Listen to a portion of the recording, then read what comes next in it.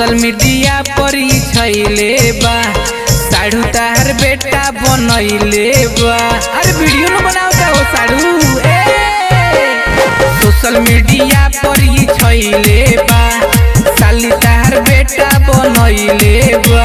अरे वीडियो न बनाओ खाली घूमे लाने ओने रे बेटला केने बड़ी रे तोरा माई के प्रणाम करिया भेने।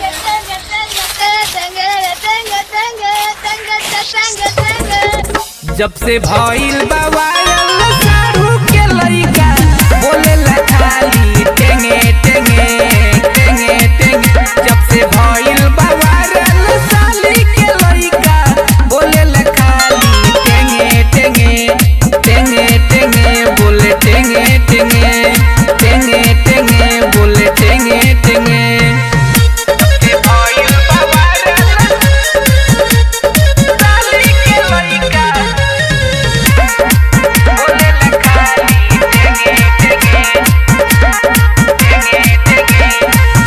हमारा से सुनने खातिर लागल बाई गारी साढ़ू के बंद कैलस घर के केवाड़ी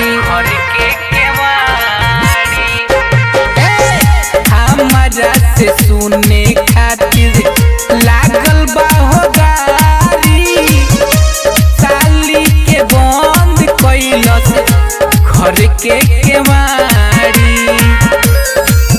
खाली रात भर घूमे केने केने रे बेटला रे वीडियो बनावले से काम ना चली रे।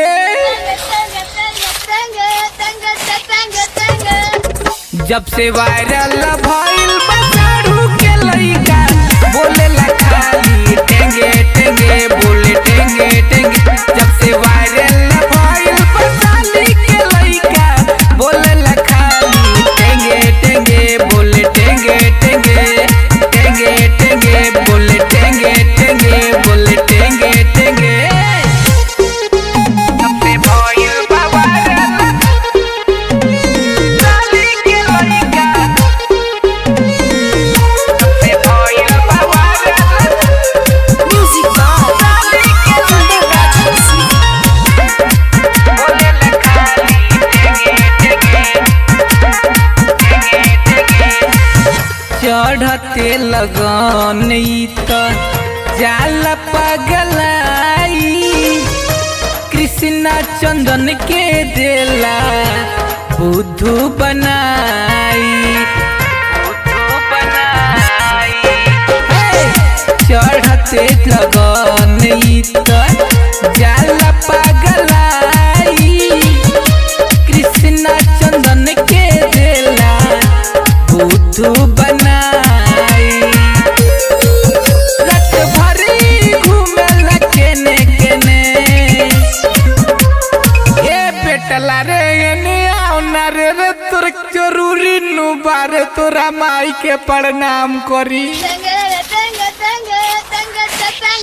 जब से भइल बा